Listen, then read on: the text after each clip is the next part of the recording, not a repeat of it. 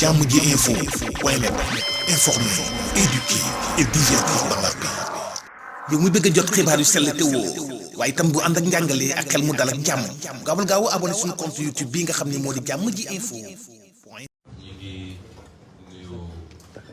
leaderu coalition yi ci nekk yëpp di nuyu ñi nga xam ne dañoo am empêchement parce que jamono ji dañoo nekk bitim réew di wax ni ñoo ngi dellu sant yàlla ñu may ñu fekkee lii sant ko it ni mu ko doxalee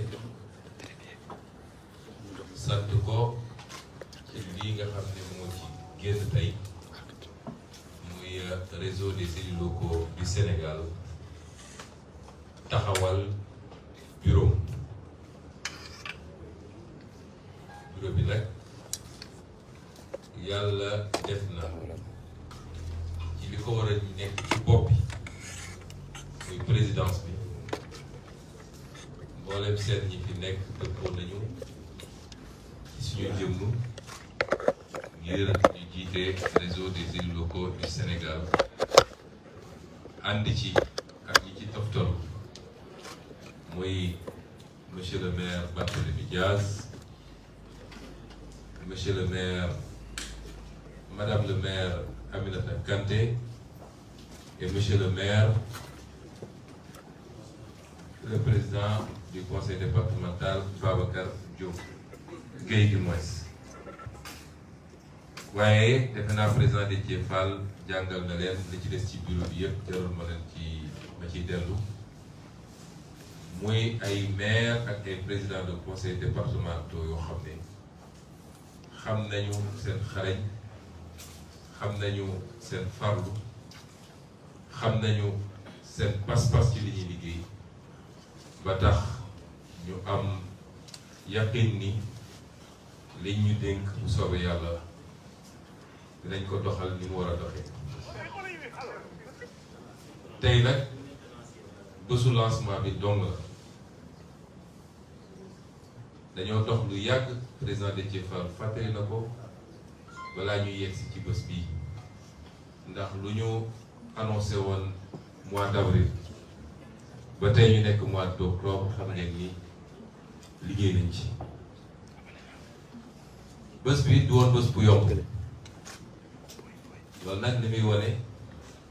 mooy dafa mel ni réel nag am na ñu ma xaw a yëngal te dara xewagul ndax yéen ñëpp xam ngeen ni bërëb bi ñu waroon defee réunion bii muy Fun City démb la ñu toog ba presque guddi ñu woote ne mënatuñ ñoo jox bërëb bi te joxuñu ñu benn explication waaye nag ci réew la ñu dëkk am na loo xam ne am na nu muy tëre rek dinañ xam ne ci gannaaw ba ci yeneen ak yeneen yoo xam ne feeñ na ci bés bi waaye jarutu wax li mu wane rek mooy dafa mel ni réel am na ñu mu yëngal te balaa ñu yegg si fii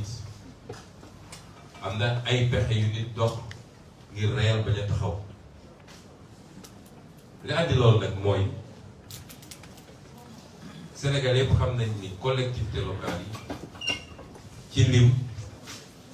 defe naa 550 ak yu tegu la juróomi téeméer ak juróom fukk ak lu teg moom la ñu am ci li nga xam ne ay commune la boo ci boolee 46 départements yi moo lay jox à peu près 604 collectivités locales su ma jóg kon bëri nañu soo ñëwee nag ci reer ñi fi daje ñi ko bokk ak ñi war a ñëw ñi ko bokk pour le moment su bëree ba bëri defe naa 80 collectivités locales la mooy juróom ñetti fukk kon boo sukkandikoo si loolu rek mënoon nga ne reer bi daal amul solo waaye nag tubaab day wax qualité wax quantité mooy ngooñ day am dinañ ci suuf mu tudd gerte gi loolu yëpp day am dañoo bokk meññ. yàlla dafa def bi ñu génnee ci élection locale dafa am lu ñu ñaanoon Sénégal yi moo ñu wóolu ñu te dénkuñu lenn ci collectivités locales yi suñu mënul jox lépp ndax démocratie moom àndul ak jël lépp. Sénégal yi bëri dégluñu rawatina nag ci dëkku taax yu mag yi daal ñuy wóolu dénkuñu dëkk yooyu te ñëpp xam nañ ne nag ci wàllu collectivité locale boo téye dëkk yu mag yi daanaka ci lim de bëriwul waaye boo ko jëlee ci qualité dafa mel ni 80% yaa ko yor. Sénégalais yi defal ñu loolu wóoluñu may ñu ba jox nu lu mel ni Ndakaaru lu mel ni Guédiawaye lu mel ni commune yu bëri ci département Pikine lu mel ni Rufisque lu mel ni Thiès lu mel ni Ziguinchor ak yeneen ak yeneen yu ni mel waaye yemuñu ci loolu ndax Mbàkke sax ñun lañ ko joxoon pour li amuloon ñoo ko gañe waaye yemuñu ci loolu yeneen communes yi nga xam ne noonu la ñu amee solo ñu leen di woowee commune rurale ñu dagg ci lu bëri dénkuñu moo tax ñu jàpp ni fi mu toll nii boo koy jël rek ci qualité li ëpp qualité ci collectivités locales yi mi ngi fii ci association bu bees bi ñu sumb tuddee ko réel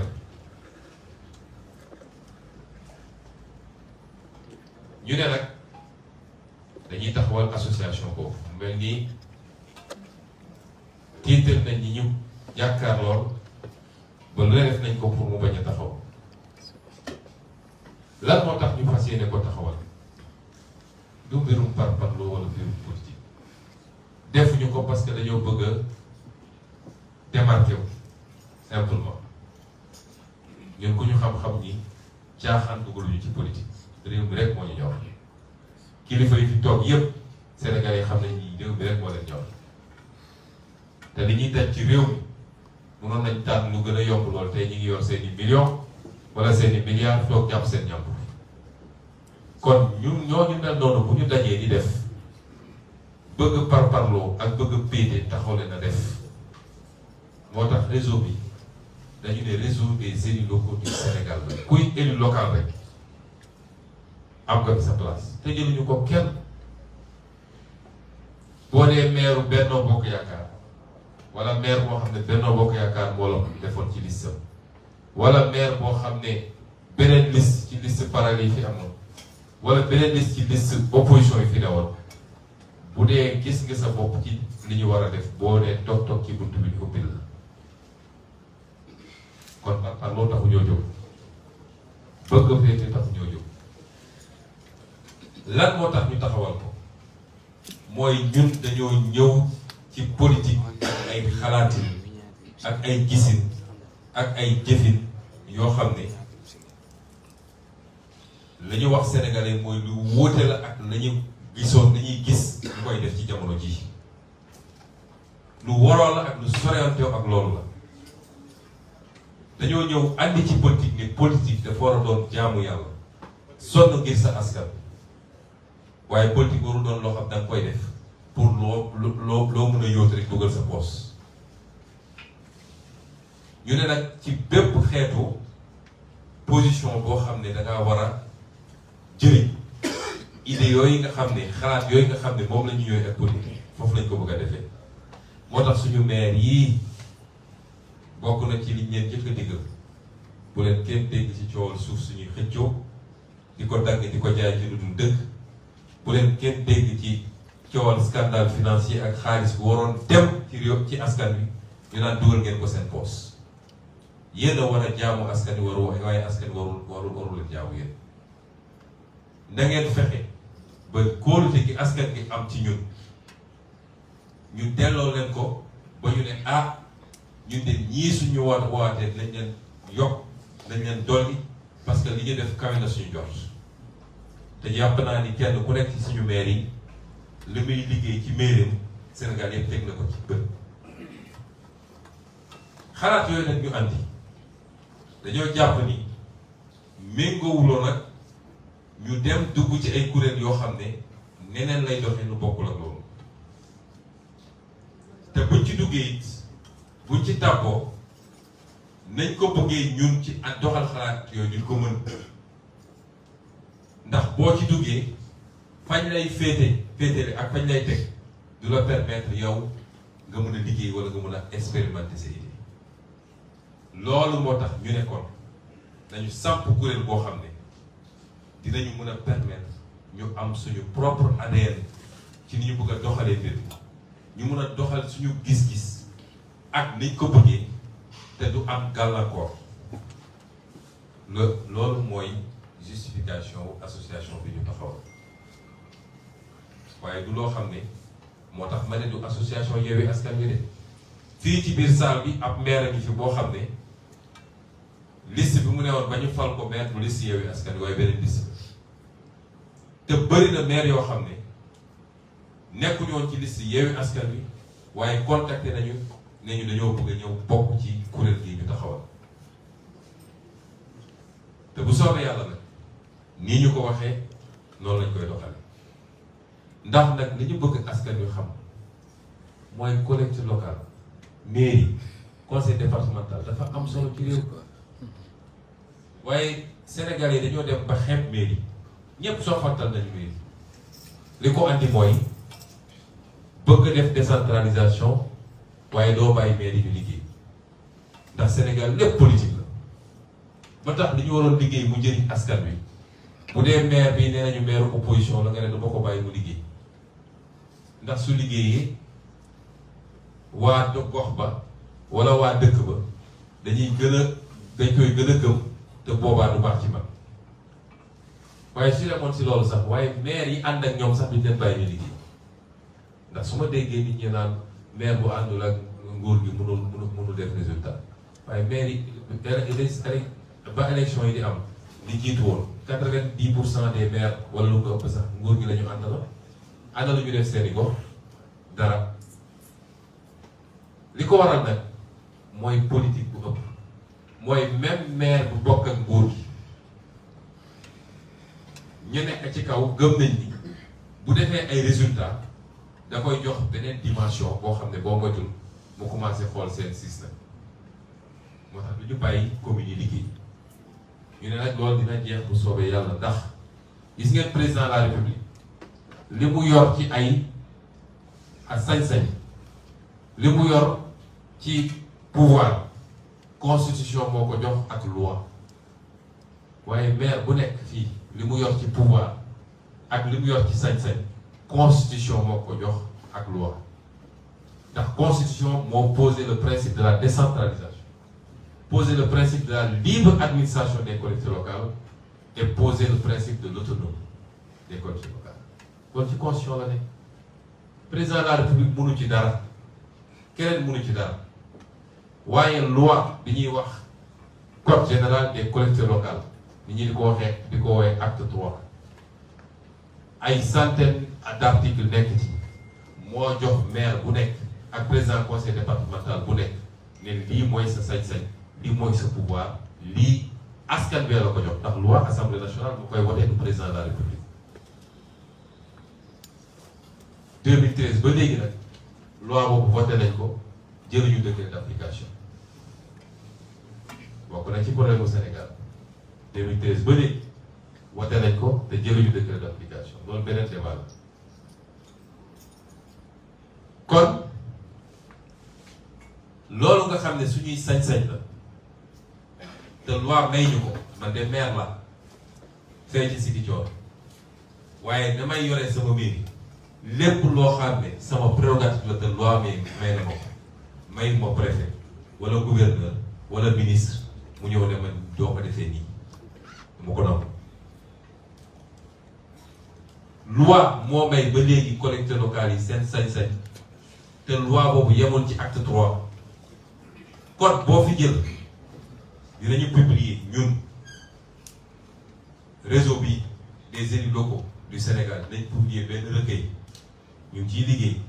boo xam ne lépp loo xam ne sañ-sañu élu local la te mu nekk ci code de l'urbanisme wala code de l'environnement wala code de l'assainissement wala beneen code, la loi sur le financement des PME, la loi sur l'économie sociale et solidaire nañ ko dajale tënk ko mu doon benn repère pour képp kuy maire wala président conseil départemental nga xam lan mooy say sañ-sañ te réew mi nag bu ñu ko bëggee développer nañu xam ni développement ci suuf lay jóge dem ci kaw waaye di jóge ci kaw dem ci suuf nit munoo toog Ndakaaru taal sa climatiseur ne man mairie bi nekk fële Saraya dinaa wax naka la war a doxee loolu mënul dox développement ci base bi lay jógee jëm ci kaw moo tax il faut ñu dooleel suñuy collectivités locales loolu moo tax réseau bi ñu taxawal ko ñun nag wujjewuñoo beneen association bu am xuloowuñoo kenn association yi c'est des associations privées yoo xam ne c'est la loi sur la liberté d'association moo koy encadrer c'est pas des associations yoo xam ne c'est pas des institutions yoo xam ne suñu constitution moo ko taxawal ne lii institution la maire bu nekk am na sañ-sañu def délibération conseil municipal am ne bokk naa ci réseau bi comme maire bu ne sañ naa def ne beneen réseau la bokk ñu nangul ko kenn ku ne bu jëwuñu xuloowuñu waaye am nañ sañ-sañ bi te réew mooy doxee noonu soo ko jëlee ci wàllu syndicalisme ay décennies ci gannaaw ñoom awim si ñii nga xam ne ñoo ko fekk benn syndicat benn centrale syndicale bu rëy moo fi amoon waaye dem nañ ba tey ñaata centrale syndicale moo am loolu la réew di doxee parti politique parti unique moo fi amoon ñuy def ba ci yàgg ñu def ouverture contrôlée def ko 4 courants tey y a plus de 300 partis politiques au Sénégal ASC yi sax noonu lay doxee loolu nag démocratie moo koy laaj yenn saa yi ñu war koo nangul kenn ku nekk te bañ koo def problème parce que problème amu ci ñëw ñu it ngir jàmmarloo ak état central état su ñuy wax état dama bëgg ñëpp xam ni état bi ngi commencé ci collectivité locale yi dañu nekk collectivité décentralisée ak collectivité centrale état mooy collectivité centrale les mairies et les conseils départementaux ñooy état décentralisé moo tax soo jëlee collectivité locale bi ñetti fonction lay jouer ñaareel bi ci boo koy lim ñaareel bi mooy fonction de représentation de l'état kon ñun ci état ñun ñooy état ci la ñu bokk waaye su ma nee ñëwuñu pour jàmmaarloog état mooy état central bi dafa am dox suñu diggante te mooy la loi suñu toogee ba tey ñu nekk mois d'octobre nit ñëpp di jooy naan fonds de dotation fonds d'équipement li tax biir réew état central moomul fonds de dotation du loo xam ne président de la république moo koy may collectivité yi waaye loi la ñu jël mu ne aide de collectivité locale yi dañ leen war a te ci assemblée nationale lañ koy voté ci budget bi dañ leen war a jox fonds de dotation ak fonds d'équipement chaque année loolu président bu ko bañoon joxe sax da koy joxe mënu ci dara bu ko neexee nag ñu tànneel mu ne ministre des finances dëgg ko waaye su ko téyewoon ba 31 décembre tam dina ko joxe parce que droit la ci collectivité locale yi kon li nga xam loi moo ko teg suñu diggante ak état chartal ko loolu moom dinañ ko doxal ba mu mat sëkk te duñu nangu ku ñu ci jaay loolu ñëwuñu pour jàmmarloo ak état man maire la yoon dafa ne maire day liggéey ak état bi am ay des services déconcentrés yu nekk sama biir commune léeg-léeg may liggéey ak ñoom léeg-léeg man maa leen di jox sax local bi ñu nekk état def fa un préfet boo xam ne moom mooy le représentant de l'état su ma defee sama délibération conseil municipal ba pare dama ko koy yónnee su may def conseil municipal day ñëw toog buy def ay activité daf may woo wala mu bind ma wala loolu mooy liggéey bi mais loolu liggéey dans le cadre de la République la ndax léeg-léeg gars yi dañuy jaawale bi Barthélémy Dias ne je suis prêt à travailler avec l'État ñu ne Barthélémy ne day rejoindre Macky déedéet Barthélémy mooy maire de la ville de Dakar day liggéey ak l'État te l'État day liggéey moom ndax ñun suñuy commune am na loo xam ne état bi bu ko bëggoon ñëw def foofu faw mu laaj ko ci li nga xam ne sama compétence bu ñu nee maa yor école élémentaire état bi su bëggoon ñëw def dara ci école élémentaire bi faw mu laaj ma ba pare comme dañuy liggéey te loi moo tëral naka la ñu war a liggéey fii rek ñu ngi respecté loolu ñun ñëwuñu fii pour jàmmarloo ak état waaye bu ñu buggee nag imposer loo xam ne du yoon dinañu bañ ba tëdd ci suuf te loolu la ñu xam duñu tooñ waaye duñu nangu suñu tooñ kon association bi gannaaw bi ñu ci jiitalee ñuy gërëm mboolem seen maire yi fi nekk waaye di gërëm conférence des leaders parce que nag dañu ne feccum xale bu neexee dafa fekk yaa jaa nekk ci gannaaw di jàpp ci mbagg yi xeebuñu maire yi xeebuñu président conseil départemental yi waaye dafa am ay leaders yoo xam ne depuis des mois et des mois ñoo toog waxtaan dëppoo ci xalaat ba taxawal coalition jóge foofu ngemb ay nit yemuñu foofu dem fekki leen ànd ak ñoom jàppale leen munoon nañ ne bi ñu gañee la ñu pare ñoom ñu ne déedéet parce que maire bu fi nekk rek ni mu amee responsabilité ci mairie noonu la ñu amee responsabilité bi parce que la preuve bu dara amee li ñu njëkk a bind su dara amoon tey yëmbal ñu ne le maire de Yëmbal dañ naan le maire Yewwi de Yëmbal pour rattacher ko rek à Yewwi ak pour essayer d'atteindre la coalition moo tax ñu ne même niveau de responsabilité la ñu am moo tax leader yooyu mosuñoo raxas seen loxo ci mbir mi di ci nekk di xalaat di nas suñu paree gaaral les élus muy ñii nga xam ne ñooy les maires et les présidents de conseil départementaux muy ñeneen nga xam ne ñoo nekk assemblée nationale di les députés te noonu lañ koy continuer doxalee bu soobee yàlla te loolu mooy responsabilité nit doo jur sànni soo dee leader bokk ci conférence des leaders ngeen di coalition bu ngeen waxee ak Sénégalais yi ba ñu fal seeni ndaw yooyu da ngay ànd ak ñoom jàppale leen ci liggéey ba yàlla may leen liñ ci bëgg ak li population yi bëgg moo tax ci fan yi di ñëw dinañu gën a jëmmal association bi dinañu déposer statut ak règlement intérieur du ministère de l'intérieur bu ñu defee enquête yi ba pare ba jot suñu récépissé laa ñu war a def suñu diggante ak état nañ ko def mooy association bi fi nekkoon moom donc lépp loo xam ne loi wax na ni association bu dajale ay élus locaux war na koo am parce que association bi loi bi musul wax turu benn association dafa ne association des élus locaux lépp loo xam ne su dee subvention la wala duñ koy boole ci ay liggéey lépp loo xam ne association boobu am na ko te loi jox ko lu ñuy réclamer la ñu jox ñu ko la nga xam ne nag ay affaire politique la suñu yoon new ci ñaareel bi mooy dinañu jëmmal association bi ci àdduna yëpp nag te jàpp nañ ni lu yomb lay doon ndax ni association bi dajale moo tax jëm yi mu dajale ak collectivités locales yi mu dajale gis ngeen ni démb rek barki démb rek suñu frère Barthélémy Dias jox nañ ko cër bu rëy fi mu demoon fële ci Corée ba nga xam ne fonds mondial pour le financement des collectivités locales des collectivités territoriales xam ne xaalis bu dul jeex la ñu jagleel ko rek ñu ñuy jàppale collectivités locales yi moom lañ fa nommé vice-président te li ko andi mooy collectivité bi mu représenté bi mu jëmbal te collectivité boobu tey nekk fii ci biir réel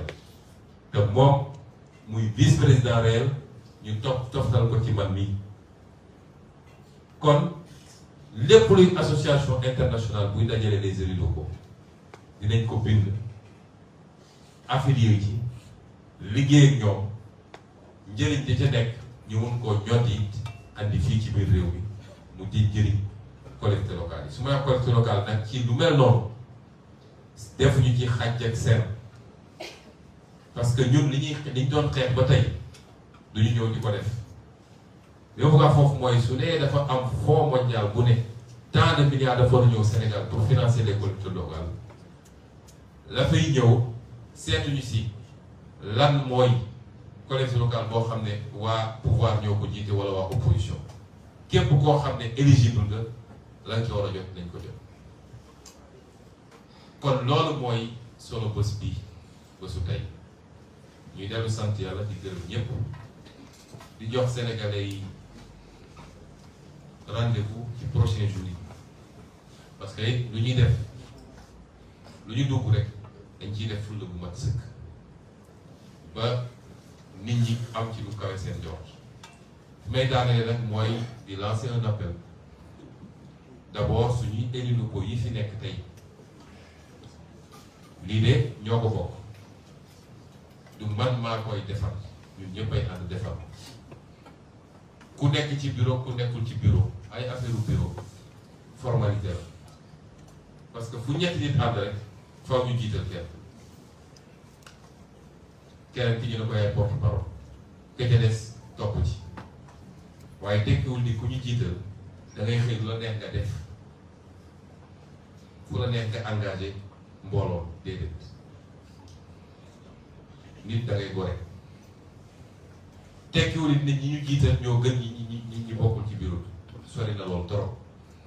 moo tax kenn du ne bokkuma ci bureau bi rek du ma ci dugal sama déedéet kenn ku ne saa suñ la soxlee ci liggéey bi nañ ci jàpp ñu liggéey waaye di lancer un appel aussi à tous les maires et les présidents de conseil départemental ñu mun a intéressé ñëpp nag ñoo ngi leen di lancer un appel de leen association bu ubbeeku la te li ko tax a jóg mooy jëmmal collectivité locale ba ñu jox cër collectivité locale au Sénégal ba citoyen bu nekk mun a am fierté ci mairie parce que la ñuy gis feneen ak feneen la ñuy gis ci mairie soo voyagé tey soo demee Maroc ba gis waxuma la France waxuma la États-Unis ay mairie New York ak yooyu sax waxuñu ko ndax mairie yooyu ñoo ëpp doole état Sénégal ci budget waaye Maroc kii rek wala Tunisie boo fa demee ba gis cër bi ñu jox mairie nga ñëw Sénégal te lii ñuy wax ay fonds de dotation mu ngi 4 virgule xaw ma ñaata bu Sénégal ba léegi mais mi ngi 12% fii ci Mali mu nga 20% ca Maroc yooyu tam ay combat ñuy porté la te comme yàlla may nañu tey ñu am taxawaay bu dëgër ci assemblée nationale moo tax lien boobu day am diggante nos élus locaux et nos élus à l'assemblée nationale nañ ci xalaat tëgg ay proposition de loi teg ko ci table assemblée nationale pour ñu gën a dooleel collectivités locales yi pour ñu mun a def liggéey bi nga xam ne askan wi mu ngi koy xaar ci ñoom lii mooy association bi tëjuwul ci kenn ak foo munti bokk ci couleur politique ñi ngi wax ni ku fëgg suñu bunt ñu ubbil la nga bokk ci association kon ñu ngi leen di gërëm di leen sant di jéggalu ci toogaay bu yàgg bi waaye di joxante rendez-vous ci fan yu néew commencé liggéey bi bureau bi moom bu yóbboo ngeen bañ a sori ndax gëm naa ni lundi bu soobee yàlla dinañu commencé liggéey bi parce que lu ñu war a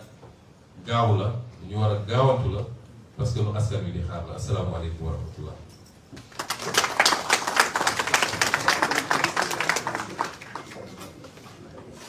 Donc devant de résumer en français, j'ai le défaut d'être très prolixe, ce que Déthié me reproche tout le temps, mais lui il est militaire, moi je suis civil. Et nous rendons grâce à Dieu de nous avoir permis d'être là aujourd'hui pour procéder à cet important acte qui est la mise en place, le lancement de notre réseau des élus locaux du Sénégal. Je voudrais, à l'entente de mon propos, féliciter une fois de plus la conférence des leaders qui en est le maître d'œuvre. Le féliciter pour sa constance également, non seulement à mettre en place une coalition, à se battre pour faire réussir des investitures, battre campagne pour aider nos candidats, mais surtout continuer à accompagner nos heureux élus,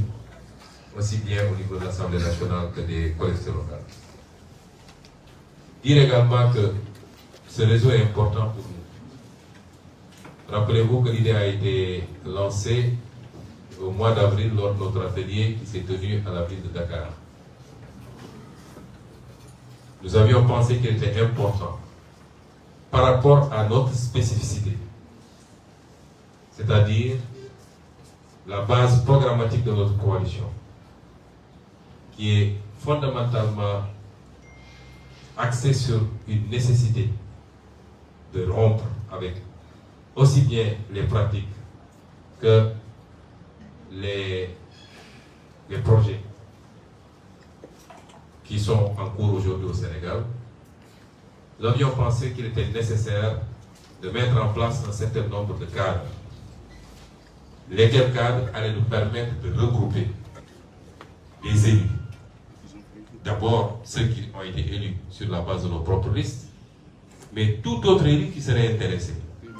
Et pour en faire un laboratoire expérimental de nos idées. Et en matière de collectivité locale. Le constat est unanime.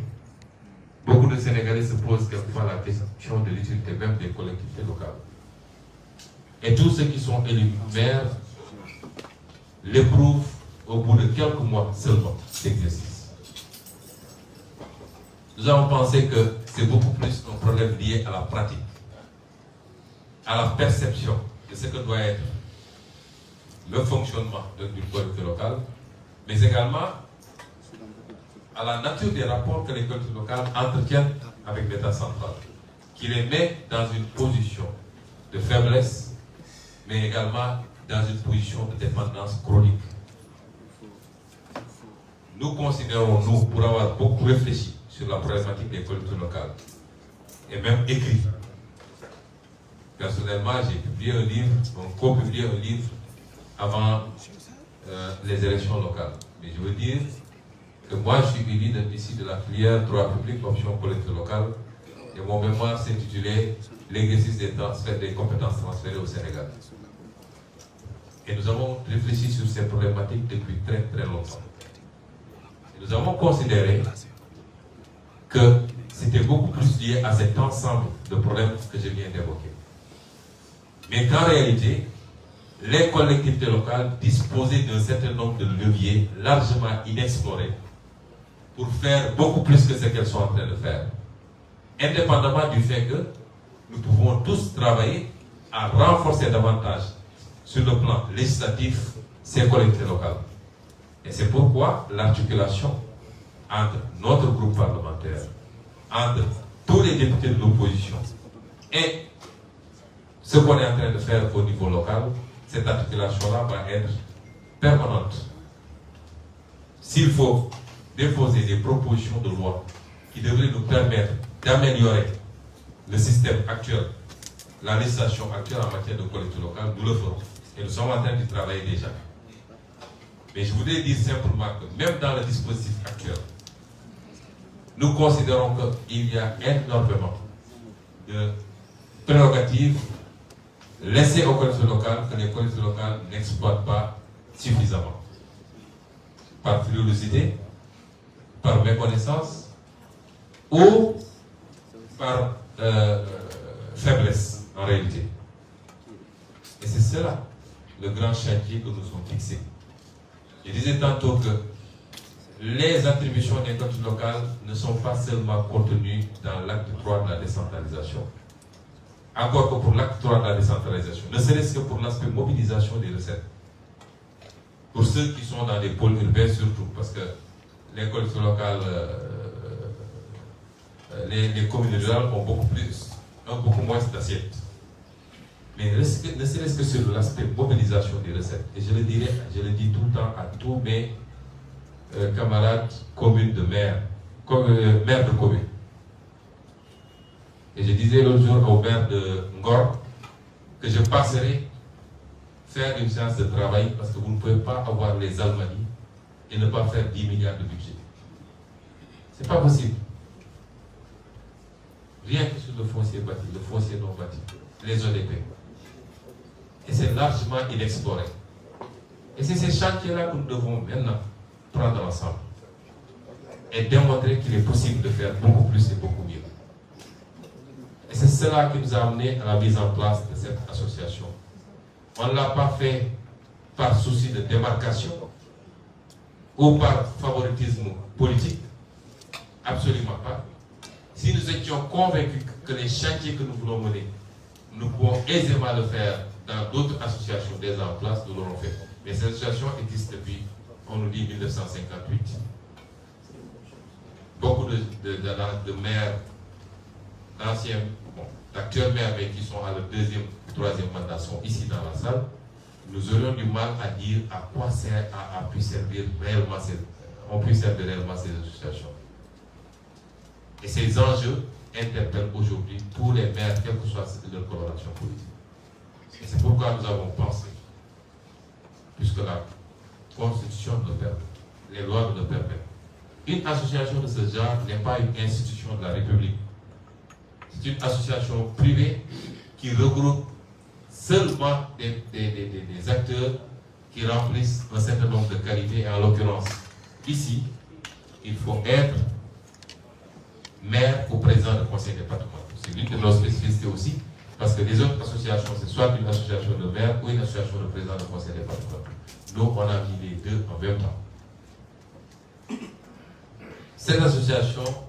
va poser les actes nécessaires à sa reconnaissance dès les prochains jours. Dépôt des textes au niveau du ministère de l'Intérieur, obtention du récépissé, signification au ministère des collectivités locales et à tous les autres, si c'est nécessaire. Mais cette association, toujours au niveau interne, exigera le même traitement et les mêmes avantages que toute autre association similaire. Je parle d'avantages découlant de la loi. Si la loi a dit que les associations de maires doivent recevoir des subventions, cette association, comme toute autre, recevra sa subvention pour lui permettre de fonctionner correctement au-delà des cotisations de ses membres. Cette association également veillera à être associée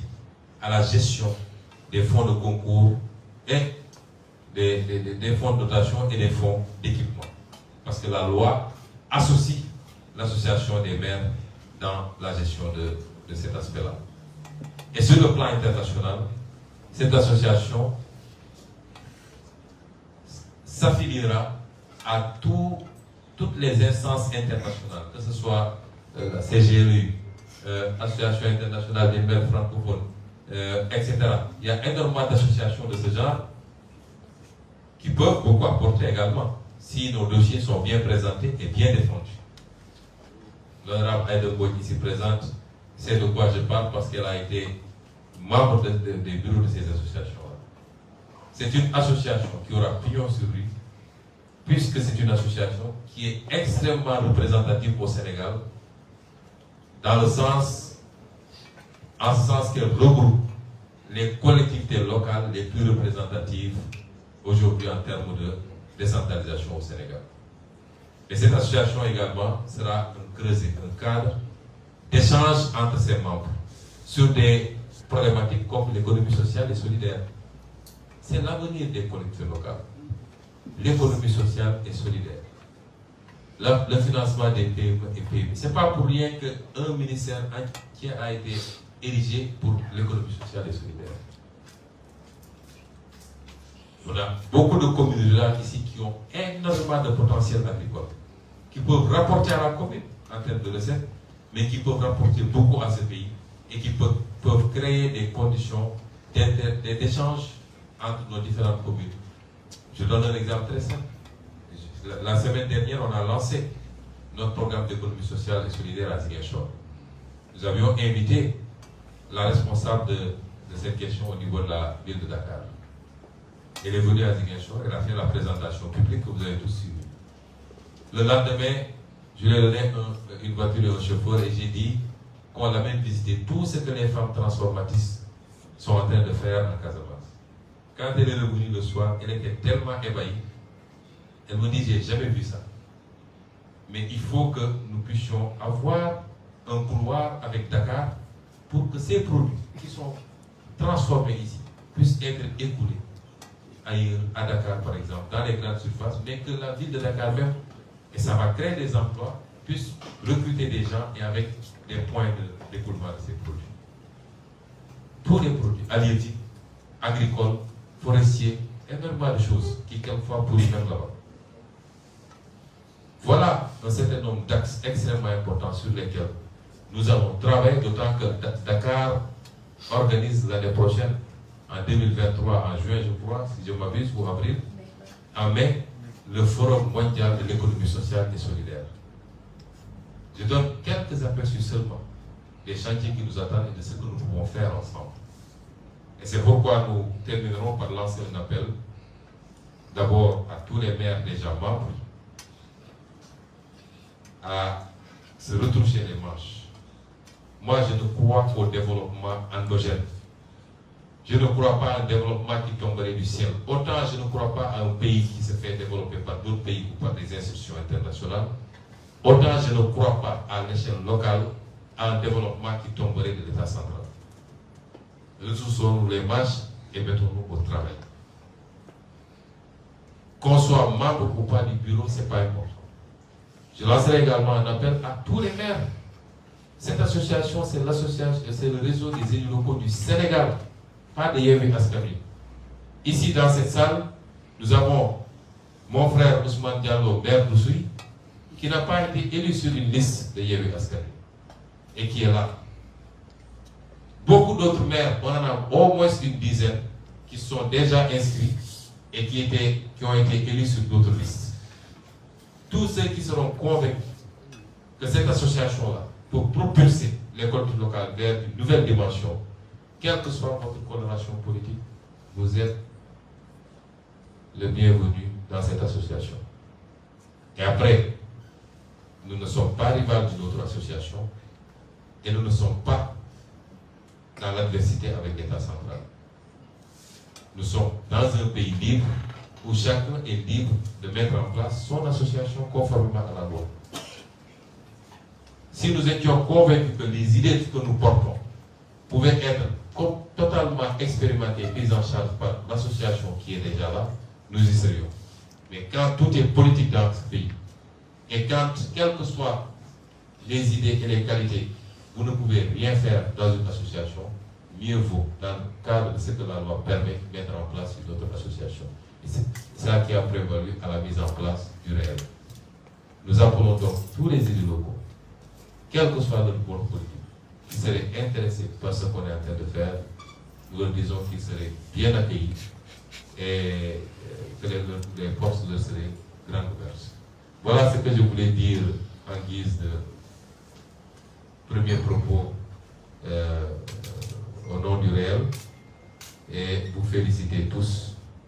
Vous souhaitez bon retour chez vous et dire aux membres du bureau que le travail va démarrer dès lundi, Inch'Allah. Merci beaucoup.